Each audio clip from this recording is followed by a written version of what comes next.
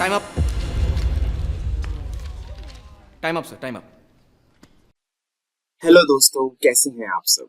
तो स्वागत है आपका आज के आंसर राइटिंग वीडियो में। और कैसा लगा आप लोग को ये क्वेश्चन, इमोशनल इंटेलिजेंस पे ये क्वेश्चन है। आई होप अगर आपने ये कॉन्सेप्ट पढ़ा है तो आपको इस क्वेश्चन को लिखने में बहुत ज्यादा डिफिकल्टी नहीं आई होगी, क्योंकि कंटेंट लेवल पे तो ये क्वेश्चन ठीक है, लेकिन थोड़ा सा अंडरस्टैंडिंग, जिस तरह से इस क्वेश्चन को लिखना है, थोड़ा सा कॉम्प्लेक्सिटी है इसकी स्ट्रक्चरिंग में। तो वही हम आज के वीडियो में देखेंगे कि कैसे इसकी स्ट्रक्चरिंग कर सकते हैं, सो दैट जो भी कंटेंट हमको आता है, राइट, उस कंटेंट को हम प्रॉपर डायरेक्शन में इस आंसर के लिए लिख पाए। उसका डायरेक्शन सही होना चाहिए कंटेंट का, ऐसा कुछ भी जो डिमांड को एड्रेस करे। तो आई होप आपने इस क्वेश्चन को अटेम्प्ट किया होगा।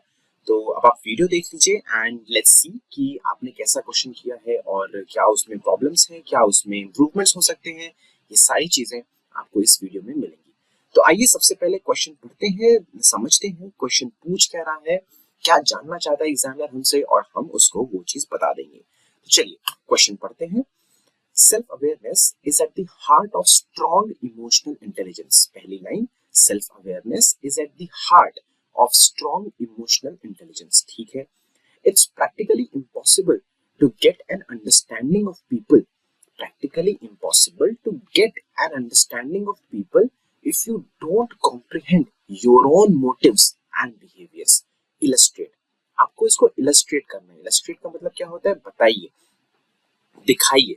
जो चीज क्वेश्चन में बोली है उस पर कमेंट नहीं करना, उसको रॉन्ग प्रूव नहीं करना है, लेकिन आपको उसी को एक्सप्लेन करना है, बताना है कि हाँ ठीक है, क्वेश्चन में जो चीज बोला है वो चीज सही है, मैं बताता हूँ कि ये चीज कैसे सही है, through illustrations, through examples. Alright, as usual question 10 marks का है, एथिक्स का क्वेश्चन है। 2 पेजेस होंगे आपके पास। फटाफट ये 2 पेजेस आपके सामने विजुअलाइज हो जाने चाहिए। क्या होंगे ये 2 पेजेस, कहाँ पे कौन सा हेडिंग आएगा, कौन सा कंटेंट मैं कहाँ पे लिखूंगा, ये सारी चीजें फटाफट विजुअलाइज होना स्टार्ट हो जाना चाहिए। लेकिन ये तब विजुअलाइज होगा जब आप क्वेश्चन को कंपोनेंट्स में तोड़ दोगे। तो आइए देखते हैं क्वेश्चन के कंपोनेंट्स क्या है। प्यार से क्वेश्चन फिर से पढ़ते हैं, उसको ब्रेक करते हैं, समझते हैं कि एग्जैक्टली क्वेश्चन का डिमांड क्या है। तो पहली लाइन है, self awareness is at the heart of strong emotional intelligence. तो क्वेश्चन तो इमोशनल इंटेलिजेंस पे है, लेकिन वो ये बोल रहा है कि सेल्फ अवेयरनेस जो है वो हार्ट ऑफ इमोशनल इंटेलिजेंस है, मतलब वो कोर फॉर्म करता है, वो उसका बेसिस है, उसका फाउंडेशन है, ऐसा क्वेश्चन बोल रहा है। हम यही चीज एक्सप्लेन कर देंगे अपने आंसर में कि हाँ ठीक है, सेल्फ अवेयरनेस उसका बेसिस है, उसका कोर फाउंडेशन है, सब कुछ है ना, वहीं से बिगिनिंग होती है। तो पहले पार्ट जो है क्वेश्चन का वो यही हो गया कि हमें ये दिखाना है, हमें ये इलस्ट्रेट करना है कि कैसे सेल्फ अवेयरनेस कोर फाउंडेशन है इमोशनल इंटेलिजेंस का। चलिए पहली चीज तो दिख गई हमें। अब दूसरे पे आते हैं कि it's practically impossible to get an understanding of people if you don't comprehend your own motives. तो मतलब ये क्वेश्चन कह रहा है कि अगर हमने खुद के इमोशंस को कॉम्प्रिहेंड नहीं किया, मतलब समझा नहीं, मतलब उनका एनालिसिस नहीं किया, उनसे अवेयर नहीं हुए, तो हम दूसरों के इमोशंस को या फिर दूसरों के बारे में समझना हमारे लिए ऑलमोस्ट इम्पॉसिबल होगा, प्रैक्टिकली इम्पॉसिबल। तो अब हमें ये चीज इलस्ट्रेट करनी है कि व्हाई या फिर how it is practically impossible to understand others emotion if we do not understand our own motives and behaviors, या फिर if we do not understand our own emotions। ठीक है। तो क्वेश्चन का सेकंड पार्ट यही कहता है हमें यही चीज दिखानी है सेकंड पार्ट में कि भाई अगर आपने खुद के इमोशंस को नहीं समझा तो आप दूसरों के इमोशंस, दूसरों के बिहेवियर, दूसरों के डिजायर्स, दूसरों के थॉट प्रोसेस को आप नहीं समझ पाओगे। तो ये हो गया आपका सेकंड पार्ट क्वेश्चन का। और आपको इसको इलस्ट्रेट करना है, सिंपल है, आपको लॉजिकल वे में बताते रहना है कि ऐसा क्यों हो रहा है, ऐसा क्यों हो रहा है और कैसे हो रहा है, बस यही क्वेश्चन है। तो आइए देखते हैं कि हम ये 2 पेजेस कैसे लिखेंगे। सबसे पहले हमने स्ट्रक्चरिंग कर ली है, तो आइए देख लेते हैं कि कौन सी चीज कहाँ पे जाएगी। तो अगर ये हमारे 2 पेजेस हैं तो क्वेश्चन यहाँ पे आ जाएगा। इंट्रोडक्शन हम यहाँ पे लिख देंगे, जैसा कि हम हमेशा करते हैं, इंट्रोडक्शन से स्टार्ट करते हैं अपने क्वेश्चन को। ठीक है। फिर उसके बाद हम यहाँ पे अपनी हेडिंग नंबर 1 लिख देंगे। हेडिंग नंबर 1 क्या है, ऑलरेडी हमने देख लिया है कि self awareness is at the heart of strong emotional intelligence. वो है हमारी हेडिंग नंबर 1। फिर आ जाएंगे हम हेडिंग नंबर 2 पे कि how it's practically impossible to understand other person if we do not understand ourselves. तो ऐसा करके हेडिंग नंबर 2 आ जाएगा। और उसके बाद हल्का सा जो हम हमेशा डिस्कस करते हैं प्री कंक्लूजन वाली चीजें, वो आप यहाँ पे लिख सकते हो। क्यों? क्योंकि question self awareness and emotional intelligence पे है, राइट? तो हम कैसे, अब क्वेश्चन इस चीज पे है और क्वेश्चन ये कह रहा है कि ये चीजें बहुत जरूरी है, बहुत इंपॉर्टेंट कंपोनेंट है, तो भाई डेवलप कैसे करेंगे, way forward, how do we develop, how to develop these things, ये तो सबसे इंपॉर्टेंट चीज हो गया ना। केवल जानना जरूरी थोड़ी है कि हाँ इमोशनल इंटेलिजेंस बहुत इंपॉर्टेंट है, डेवलप कैसे करें, क्योंकि अल्टीमेटली तो उसको यूज करना है हमें एडमिनिस्ट्रेशन में, ठीक है? तो अगर आप यहाँ पे वे फॉरवर्ड लिख देते हो तब तो मजा ही आ जाएगा।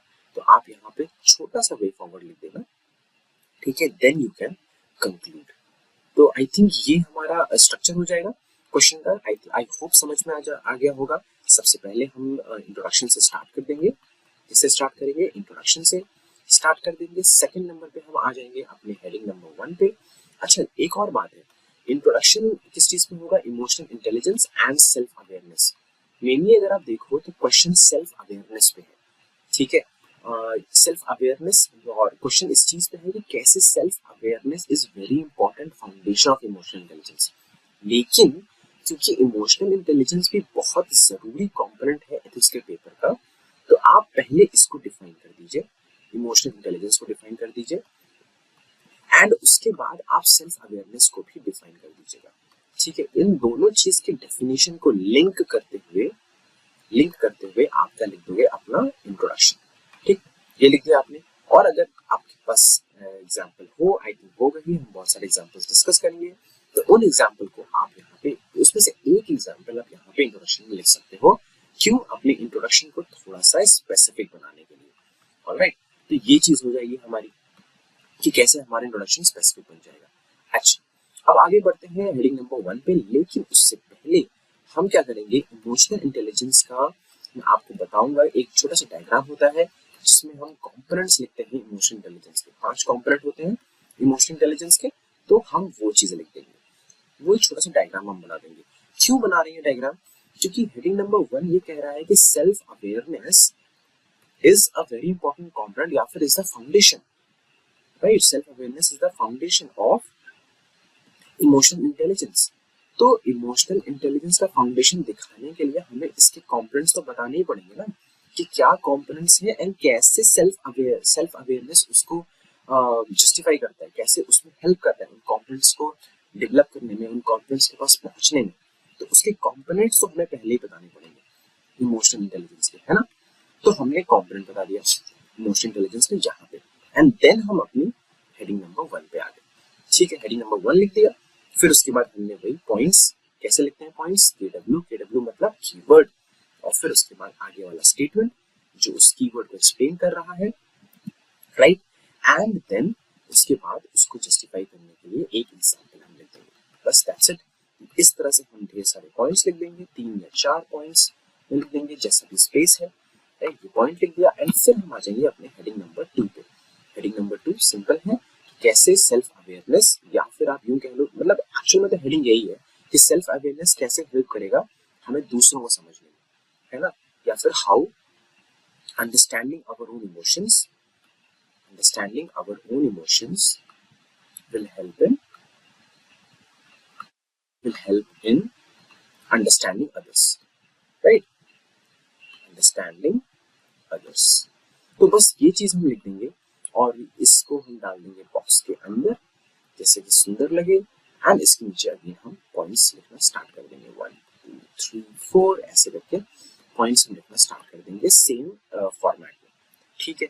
ये वाली बात होगी। तो चलिए, स्ट्रक्चरिंग डिस्कस हो गई है, तो आइए आगे बात करते हैं हम लोग अपने कंटेंट की। तो चलिए इंट्रोडक्शन डिस्कस करते हैं। इंट्रोडक्शन में क्या है, सबसे पहले हमें इमोशनल इंटेलिजेंस को डिफाइन करना है। तो क्या होता है इमोशनल इंटेलिजेंस? आप यहाँ पे नाम लिख सकते हो, गोल्डमैन, डैनियल गोल्डमैन का नाम लिख सकते हो, ठीक है? उनके थ्रू आप एक्सप्लेन कर सकते हो कि इट इज वेरी सिंपल है इमोशनल इंटेलिजेंस की, खुद के इमोशंस को समझना और दूसरों के इमोशंस को समझना और खुद के इमोशंस को कंट्रोल करना, ठीक है। उनको अपने लिए यूज करना, मतलब using the emotions for yourself, for your own benefit, है ना, using emotions for our own benefit, for our own benefit, ठीक है। तो ये चीज हमें लिखना पड़ेगा इस वाले पॉइंट के अंदर। तो इसमें इमोशनल इंटेलिजेंस का मतलब क्या होता है कि अपने इमोशंस को समझना, understanding the emotions and using them for our own benefit and also understanding others emotions. यही है emotional intelligence, understanding others emotions, ठीक है। तो ये तो हो गई अंडरस्टैंडिंग हमारी इमोशनल इंटेलिजेंस की। फिर उसके बाद हम सेल्फ अवेयरनेस की डेफिनेशन पे आ जाते हैं। सेल्फ अवेयरनेस सिंपल है, यू नो, मतलब basically it is having an awareness, या फिर कह लीजिए it is having an understanding about our feelings, है ना। फीलिंग्स हो सकता है और डिजायर्स हो सकता है, नीड्स हो सकता है, राइट, पैशंस हो सकता है, प्रॉब्लम्स भी हो सकता है, अपनी प्रॉब्लम के प्रति अवेयरनेस। इन सभी चीजों के प्रति अगर हमारे पास हमारी अवेयरनेस है तो उसे कहते हैं सेल्फ अवेयरनेस।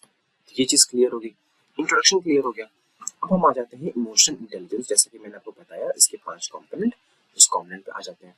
सबसे पहला कंपोनेंट क्या है इमोशनल इंटेलिजेंस का? सेल्फ अवेयरनेस ही है, राइट।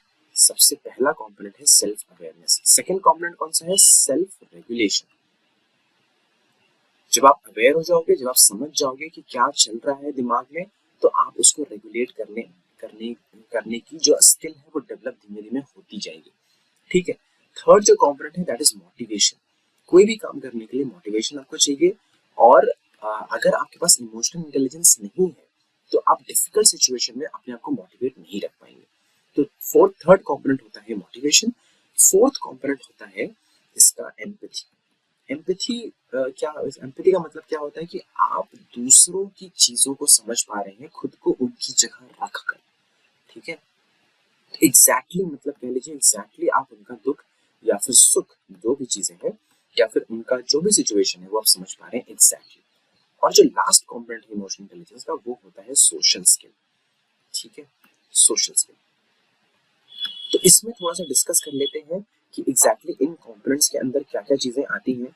जैसे कि अगर आप सेल्फ अवेयरनेस की बात करो, है ना, सेल्फ अवेयरनेस की बात करो, तो उसी डायग्राम के नीचे छोटा सा आप लिख सकते हो कि इसके अंदर आएगा कॉन्फिडेंस, है ना, सेल्फ मॉनिटरिंग, ठीक है,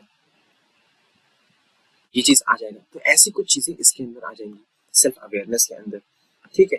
क्योंकि ये चीज आपको पता होना जरूरी है, क्योंकि आपको यहीं से अगले जो हेडिंग है, जो या फिर मतलब जो हेडिंग नंबर 1 है कि हाउ सेल्फ अवेयरनेस इज, या फिर कह लीजिए सेल्फ अवेयरनेस इज फाउंडेशन, यही तो हेडिंग है अपनी अगली ऑफ इमोशनल इंटेलिजेंस। तो इसको सॉल्व करने में या फिर इसको जस्टिफाई करने में यही चीजें हेल्प करेंगी, ठीक है।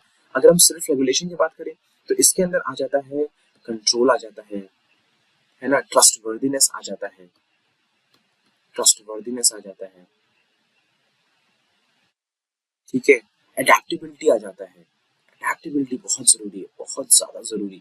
किसी भी सिचुएशन में अपने आप को ढाल लेना, उस सिचुएशन को प्रॉपर समझना, है ना। इसमें इनोवेशन भी आ जाता है, इनोवेशन।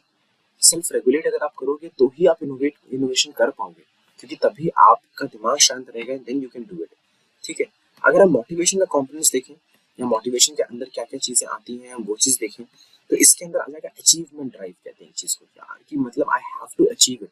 अब आपको सिविल सर्वेंट बनना है तो you have to achieve it, you need to have this achievement drive within yourself. आपको अपनी पढ़ाई के प्रति कमिटमेंट होना चाहिए, तभी मोटिवेशन आएगा। जब कमिटमेंट होगा तो मोटिवेशन आएगा, है ना। एंड जब मोटिवेशन होगा तो कमिटमेंट आएगा, ठीक है। इनिशिएटिव लेना पड़ेगा आपको, टीचर से जाके खुद पूछना पड़ेगा कि ये डाउट है या इस टेस्ट में नंबर कम आ रहे हैं, कैसा हो रहा है, तो you have to take initiative. And आपको ऑप्टिमिज्म रखना पड़ेगा, आपको एक ऑप्टिमिस्टिक पर्सन बनना पड़ेगा कि मैं कर सकता हूँ, ठीक है। तो ये मोटिवेशन हो गया। अब आप आ जाओ एम्पैथी पे। एम्पैथी फोर्थ कंपोनेंट एम्पैथी था। तो एम्पैथी के अंदर क्या क्या आता है? एम्पैथी के अंदर आता है सर्विस ओरिएंटेशन, मतलब दूसरों के लिए करना, है ना। सर्विस ओरिएंटेशन ये है कि हम दूसरों के लिए काम कर रहे हैं। जितने भी कुछ एनजीओ हैं या फिर बड़े बड़े नाम जैसे कैलाश सत्यार्थी, मलाला यूसुफजई, तो ये सारे लोग क्या है, इनका सर्विस ओरिएंटेशन, इमोशनल इंटेलिजेंस बहुत हाई है। ठीक है, ये दूसरों को डेवलप करने में काम करते हैं, है ना, डेवलपिंग अदर्स, ये वाली चीज होगी। और जो लास्ट है हमारा सोशल स्किल, उसके अंदर क्या कंपोनेंट्स आ सकते हैं, कम्युनिकेशन आएगा उसके अंदर, कि आप लोगों से बात कैसे कर रहे हो। जब आप लोगों से बात ही नहीं कर पाओगे तब तक आप उनके इमोशंस को समझ ही नहीं पाओगे, वो ओपन अप ही नहीं होंगे, तो कम्युनिकेशन आता है। फिर इसमें जब आप बात करोगे तो आप उनको इन्फ्लुएंस कर सकते हो, है ना, अपनी लीडरशिप क्वालिटीज को शो कर सकते हो, तो उसमें लीडरशिप आता है। फिर और ये सब करते हुए एज अ लीडर बन के आप एक चेंज कैटलिस्ट बन सकते हो, है ना, चेंज कैटलिस्ट, कहते हैं ना कि भाई इसने बहुत बड़ा बदलाव लाया। तो ये सारी चीजें सोशल स्किल के अंदर आती हैं। कॉन्फ्लिक्ट मैनेजमेंट, कि आप लोगों के बीच का झगड़ा है या फिर जो इश्यूज है वो सॉल्व कर पा रहे हो कि नहीं, तो इस तरह। तो ये हमारा एक sort of pre foundation create हो गया क्वेश्चन को सॉल्व करने का, कि भाई हमें समझ में आ गया इमोशनल इंटेलिजेंस है क्या, हमें समझ में आ गया सेल्फ अवेयरनेस क्या है, हमें इमोशनल इंटेलिजेंस के कंपोनेंट्स पता लग गए। अब हम सॉल्व करते हैं अपना क्वेश्चन। ठीक है, तो क्वेश्चन का हेडिंग नंबर 1 क्या था, कि how self awareness is a crucial component, या फिर self awareness is at the heart, आप यही लिखना, self awareness is at the heart of emotional intelligence, आपको ऐसा ही लिखना है। जो एग्जैक्टली हेडिंग दे रखी है क्वेश्चन में, आप एग्जैक्टली वही हेडिंग लिखिएगा अपने आंसर में भी। ठीक है, तो अब आप देखिए कि कैसे सेल्फ अवेयरनेस, अब पॉइंट नंबर 1 हो जाएगा, कैसे self awareness acts as a foundation. सबसे पहला, it acts as a foundation या फिर कोर या फिर बेसिस। ठीक है, ये चीज आपने लिखी, और आपने एग्जाम्पल किस चीज का दोगे, बुद्धा का एग्जाम्पल दे सकते हैं आप, क्योंकि सबसे ज्यादा फोकस अगर सेल्फ अवेयरनेस में किसी ने किया है तो वो बुद्धा है। अगर आपको पता हो, through his Vipassana meditation, Vipassana meditation, तो इस मेडिटेशन में हम यही सीखते हैं कि how to become self aware, ये मेडिटेशन ही सेल्फ अवेयरनेस की है। ठीक है, तो ये आप एग्जाम्पल लिख सकते हो, राइट। सेकेंड आ जाता है कि how self awareness helps in self regulation, यही आपका पॉइंट होगा, how self awareness helps in self regulation, क्योंकि जब ये इसमें हेल्प करेगा इसका मतलब है ये हार्ट एंड सोल है ऑफ इमोशनल इंटेलिजेंस, क्योंकि self regulation is part of emotional intelligence. ठीक है, तो सेल्फ अवेयरनेस हेल्प कर रहा है सेल्फ रेगुलेशन में। कैसे हेल्प करेगा, लेट्स से कि हम एग्जांपल ले सकते हैं इसमें गांधी जी का, ड्यूरिंग चौरी चौरा इंसिडेंट, तो इतना बड़ा इंसिडेंट हो गया, फिर भी उन्होंने अपने आप को रिस्ट्रेन किया और जो मूवमेंट था उसको कॉल ऑफ कर दिया। This was huge amount of regulation. वो वो एंगर में नहीं गए, वो एंजाइटी में नहीं गए, वो रिएक्शनरी एलिमेंट्स में नहीं गए, लेकिन he regulated himself and called off the movement, है ना, तो ये वाली बात है। और उसके बाद हम आ जाते हैं कि how self awareness will help in motivation, या फिर कह लीजिए सेल्फ अवेयरनेस इन मोटिवेशन, या फिर आप ये भी कह सकते हैं in finding areas of demotivation so that we can motivate ourselves, है ना, सेल्फ अवेयरनेस एंड मोटिवेशन, कैसे इनके बीच का रिलेशन क्या है। ठीक है, तो इसमें आप कैसे एग्जांपल दे सकते हो, कि मतलब जब आप सेल्फ अवेयर होगे, अपने इमोशंस को जानोगे, तो आपको दिखेगा किन किन चीजों की वजह से आप डिमोटिवेटेड हो, आप डिमोटिवेटेड क्यों हो, वो आपको समझ में आना स्टार्ट होगा। तो यही काम सुभाष चंद्र बोस भी करते थे, राइट। वो किसी, जब वो आईएनए को लीड कर रहे थे, इंडियन नेशनल आर्मी को लीड कर रहे थे, तो कई जगह डिमोटिवेशन आता था, बट फिर वो मेडिटेशन करके अपने अपने दिमाग को समझते थे, अपने आप को समझते थे, इमोशन को समझते थे, and then he used to find the solution, वो उसके सॉल्यूशन को ढूंढ निकालते थे। तो ये उनका भी तरीका था, आप ये एग्जांपल डाल सकते हो। चौथे एग्जांपल पे हम आ जाते हैं। चौथा जो पॉइंट है वो क्या होगा वो, कि सेल्फ अवेयरनेस कैसे एम्पैथी ग्रो करने में हेल्प करता है, राइट, ये हो गया एम्पैथी। ठीक है, इसमें आप किसका एग्जांपल दे सकते हो, एम्पैथी में सोचो कैसे एग्जांपल देंगे, मतलब कोई इंसान, एम्पैथी क्या होगा कि कोई इंसान कि उसके साथ सपोज कोई इंसिडेंट हुआ, ठीक है, कोई इंसिडेंट हुआ एंड उसके बाद उसने वो जो सेल्फ अवेयरनेस डेवलप की उस पर्टिकुलर इंसिडेंट या फिर उसके पर्टिकुलर रीजन की तरफ, उसके बाद उसको और लोगों के लिए एम्पैथी चाहिए कि यार मेरे साथ तो ऐसा हो गया, आगे नहीं होने दूंगा, that is how self awareness will help. तो यहाँ पे आप एक एग्जांपल दे सकते हो, दादा राव भिलोरे हैं, दादा राव भिलोरे, तो इन्होंने ही लॉस्ट हिज सन, इनका इनके बेटे की डेथ हो गई थी because of pot holes, accident की वजह से, है ना, पॉटहोल की वजह से उनका उसका एक्सीडेंट हुआ एंड देन ही डाइड। तो आज ये पॉटहोल्स मतलब ये पूरी कोशिश करते हैं कि कोई इनके सामने जो भी पॉटहोल आए वो कभी भी मतलब खाली ना रहे, वो सारे पॉटहोल्स को खुद भरते हैं हिमसेल्फ, खुद से वो सारे पॉटहोल्स भरते हैं। तो that is a great example कि how self awareness is helping in empathy. वो दूसरों के लिए काम कर रहे हैं, उनका बेटा तो मर चुका है पर ये दूसरों के लिए काम कर रहे हैं, है ना। तो ये वाली चीज है। फिर आ जाते हैं हम सोशल स्किल्स पे कि how self awareness will help in social skills. तो सिंपल है, सोशल स्किल में जैसे कि हमने डिस्कस किया था कैसे होता है, लीडरशिप के एग्जांपल्स होते हैं। तो आप किसी भी पर्टिकुलर लीडर का एग्जांपल ले सकते हो, एपीजे अब्दुल कलाम, नेहरू, या किसी भी लीडर का आप एग्जांपल ले सकते हो जो भी आपको सही लगता है, और वहां पे आप इस पॉइंट को लिख सकते हो कि उनके अंदर सेल्फ अवेयरनेस थी, that is why they developed the leadership quality, जिसके थ्रू वो लोगों के साथ इंटरेक्ट करते थे एंड दे बिकम सक्सेसफुल, या फिर वो अपने एम तक पहुंच पाए। ठीक है, तो ये चीज हो गई। अब हेडिंग नंबर 2 पे आते हैं। यहाँ पे थोड़ा सा आपको ये समझना है, जो हेडिंग नंबर 1 है और जो हेडिंग नंबर 2 है वो उसमें बहुत डिफरेंस नहीं है। मतलब हेडिंग नंबर 1 ये कह रहा है कि self awareness is the foundation of emotional intelligence. आपने इसको एक्सप्लेन ऐसे किया है कि हाँ, self awareness will help in developing emotional intelligence. ठीक, ये चीज हो गई। हेडिंग नंबर 2 ये कहता है कि जब तक हम खुद के इमोशंस को नहीं समझेंगे, राइट, जब तक हम खुद के इमोशंस को नहीं समझेंगे, until we understand our own emotions, तो हम खुद के इमोशंस को नहीं समझेंगे, तब तक हम दूसरे के इमोशंस को नहीं समझ पाएंगे। तो ये चीज क्या है, ये भी चीज तो इमोशनल इंटेलिजेंस ही है ना, और ये भी चीज इमोशनल इंटेलिजेंस का ही पार्ट है, खुद के इमोशंस को समझना एंड दूसरे के इमोशंस को समझना, है ना। तो आप अगर एग्जाम में आपका टाइम कम पड़ रहा है तो बस मैं I am giving you a trick, ठीक है। अगर एग्जाम में थोड़ा भी टाइम कम पड़ रहा है तो you can club these two headings, आप इन दोनों को क्लब कर दो और एक ही हेडिंग के अंदर लिख दो, ठीक है, कोई दिक्कत नहीं होगी, क्योंकि एग्जैक्टली क्वेश्चन इलस्ट्रेट ही तो बोल रहा है ना, तो हम उस पूरे पॉइंट को एक साथ इलस्ट्रेट कर सकते हैं, ठीक है। तो या तो आप एक क्लब करके हेडिंग बना सकते हो और उसको एक हेडिंग के अंदर लिख सकते हो, ये भी आप कर सकते हो। लेकिन यहाँ पे हम थोड़ा सा डिफरेंट, यहाँ पे हम अलग से डिस्कस कर लेते हैं, है ना।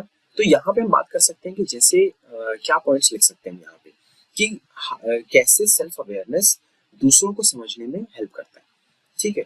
तो हम क्या लिखेंगे, सबसे पहले कि जो इमोशंस होते हैं उनका कैरेक्टर तो सिमिलर होता है, कैरेक्टरिस्टिकली दे आर सिमिलर, ठीक है। एंगर इज एंगर, एंगर चाहे मेरा हो, चाहे आपका हो, चाहे किसी और का हो, तो anger is anger, fear is a fear. तो पॉइंट ये है कि अगर हमको ये समझ में आ जाए कि हम भी कभी ना कभी गुस्सा करते हैं या कभी कभी ना कभी डरते हैं किसी चीज के लिए, और इस चीज को लेके हम अवेयर हो जाएं, हम इसको समझ जाएं, तो हम दूसरा इंसान जब भी एंगर कर रहा है या जब भी वो किसी चीज को लेके डर रहा है, हम उसको जज नहीं करेंगे, राइट, हम उसको जज नहीं करेंगे ना, क्योंकि हमको समझ में आएगा कि यार हम भी डरते हैं, हम भी गुस्सा करते हैं, हमसे भी गलतियां होती हैं। तो ये वाली चीज है ना। तो इसमें ये वाला पॉइंट लिख सकते हैं। सेकंड पॉइंट आ सकता है कि जैसे अब हम हमें लगता है कि यार कभी कभी जब दूसरा इंसान कंफ्यूजन में होता है ना, या फिर वो डिलेमा में होता है, तो हमें लगता है कि भाई इतना क्यों सोचना है, why do we have to think so much, अरे दिस इज इतना सिंपल है, ये काम करो ऐसा हो जाएगा। लेकिन ये तभी हो रहा है जब हम नहीं समझते कि हम खुद भी कितने डिलेमा में रहते हैं हमेशा, है ना। चाहे वो कॉलेज चूज करने से लेकर, है ना, करियर चूज करने तक हो, हम खुद भी कितने डिलेमा में होते हैं। यूपीएससी में सिलेबस के ये जो बुक्स पढ़नी है उसमें हो, इतना डिलेमा होता है, कौन से नोट्स पढ़े, मार्केट में 100 तरह के नोट्स हैं, कौन से नोट्स पढ़े। तो जब हम इतने डिलेमा में होते हैं तो दूसरा इंसान भी तो हो ही सकता है ना डिलेमा में। तो जब तक हम खुद के इमोशंस को नहीं समझेंगे, खुद की चीजों को नहीं समझेंगे, दूसरे इंसान को नहीं समझ पाएंगे, है ना। फिर कुछ लोगों का होता है कि some people are very passionate about their things, ठीक है, बट वो दूसरे का पैशन समझ नहीं पाते हैं कि यार उनको लगता है कि इस चीज में पैशन सही है, इस चीज में पैशन गलत है। तो ये चीज भी हम तभी समझेंगे जब हम खुद का पैशन अच्छे से समझ पाएंगे। जैसे आप धोनी का एग्जाम्पल ले सकते हैं यहाँ पे, कि वो इतना ज्यादा पैशनेट था अपने क्रिकेट को लेके कि कहाँ से कहाँ पहुंच गए वो, है ना, कहाँ से कहाँ पहुंच गए, he found a way out. तो हमें हमें समझना पड़ेगा कि दूसरा इंसान अगर पैशनेट है वो हम तभी समझ सकते हैं जब हम अपना पैशन समझ पाएंगे, कई बार हम ओवर कॉन्फिडेंस होता है, हमें लगता है कि यार दूसरे इंसान तो बहुत ही ज्यादा ओवर कॉन्फिडेंस में है ना, तो हम उसको जज करने लगते हैं। बट हम खुद को नहीं समझते कि कई बार हम भी होते थे ओवर कॉन्फिडेंस। कभी सपोज बहुत ज्यादा मार्क्स आ गए आपके प्रीलिम्स या मेंस में, तो आपको लगा अरे वाह अब तो यूपीएससी निकलना ही निकलना है ना। तो इस तरह के ओवर कॉन्फिडेंस आने की बहुत ज्यादा प्रोबेबिलिटी होती है, राइट। जैसे कि ब्रिटिश थे ओवर कॉन्फिडेंट, मतलब एक पॉइंट ऑफ टाइम के बाद ब्रिटिशर्स बिकेम ओवर कॉन्फिडेंट कि अब तो no the sun never sets in the on the British empire, है ना, तो ऐसा कहते थे। तो ये ओवर कॉन्फिडेंस ही है, एंड अल्टीमेटली आपको पता है क्या रिजल्ट हुआ। तो ये चीज है। तो इस तरह से आप चीजों को लिख सकते हो इस पर्टिकुलर हेडिंग में। एग्जाम्पल देखें कि यार हमें दूसरों के इमोशंस, दूसरों की चीजों को समझने के लिए पहले खुद को समझना पड़ेगा कि हम भी ऐसा काम करते हैं, है ना। मिस्टेक्स भी लिख सकते हो। हमें लगता है कि दूसरे इंसान मिस्टेक कर रहे हैं तो हम तुरंत उनको जज करते हैं, तुरंत उनको बुरा भला बोल देते हैं कि तुमने ऐसा क्यों किया। लेकिन पॉइंट है कि हम खुद भी तो हर दिन मिस्टेक करते हैं। Every day we do mistakes, है ना। Every moment in fact we do mistakes, है ना। तो हम जब तक खुद को नहीं समझेंगे तब तक हम दूसरे को नहीं समझ पाएंगे। तो इस तरह से आप इस क्वेश्चन को लिख सकते हो। अब जैसे कि मैंने बात किया था कि प्री कंक्लूजन में, तो प्री कंक्लूजन में आप क्या लिख सकते हो, वे फॉरवर्ड, है ना। आप वे फॉरवर्ड लिख सकते हो कि कैसे, हाउ टू डेवलप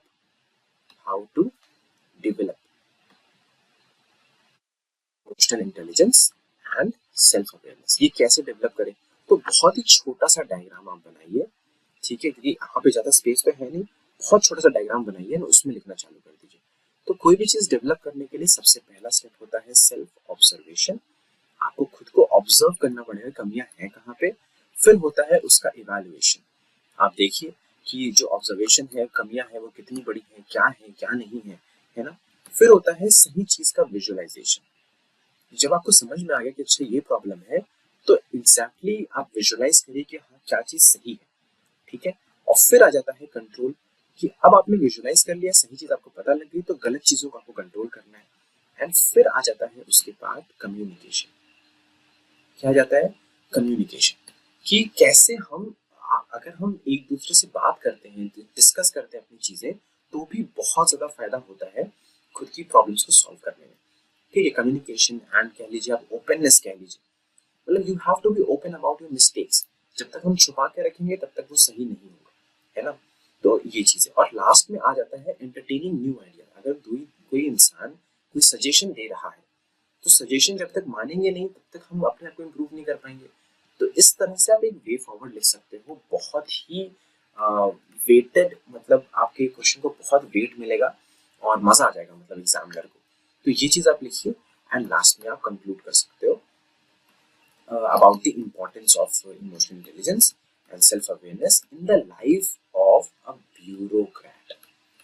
ठीक है, तो आप ये देखो इस तरह से आपने इस क्वेश्चन में हर चीज डाल दी, हर चीज डाल दी। आप तो लास्ट में इंट्रोडक्शन कंक्लूजन करके आपने गवर्नेंस का पर्सपेक्टिव भी डाल दिया, आप आपने उसमें वे फॉरवर्ड भी डाल दिया, है ना। आपने स्टार्टिंग में इमोशनल इंटेलिजेंस का जो डायग्राम होता है वो भी डाल दिया, है ना। आपने प्रॉपरली हेडिंग को, दोनों हेडिंग को, heading number 1 and heading number 2 दोनों को प्रॉपरली एक्सप्लेन कर दिया विद एग्जांपल्स, ये भी आपने डाल दिया। तो इस तरह से पूरा एक होलिस्टिक आंसर आपने बना दिया है, एंड दैट्स हाउ आपको काफी अच्छे नंबर मिल जाएंगे अगर आप इस तरह के क्वेश्चंस की प्रैक्टिस करते रहेंगे एंड इस तरह से आंसर लिखते रहेंगे, ठीक है। तो आई होप आपको सब कुछ समझ में आ गया होगा। इंट्रोडक्शन लिखना है emotional intelligence and self awareness पे, इमोशनल इंटेलिजेंस का फिर आपको डायग्राम बना देना है, क्योंकि कंपोनेंट्स बताए बिना आप हेडिंग नंबर 1 पे पहुंच नहीं सकते। इसका डायग्राम बना दिया, फिर आपने हेडिंग नंबर 1 लिख दी कि कैसे self awareness is the foundation.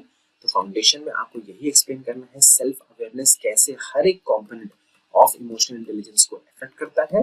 तो आप हमने वो चीज देख लिया, विद एग्जांपल्स देख लिया हमने वो चीज एग्जांपल के थ्रू। फिर हम हेडिंग नंबर 2 पे आ जाएंगे। चाहे तो आप इन दोनों हेडिंग को क्लब भी कर सकते हैं, लेकिन अगर अलग से देखना है तो हेडिंग नंबर 2 पे आ जाएंगे कि कैसे खुद को समझने से हम दूसरों को समझ सकते हैं।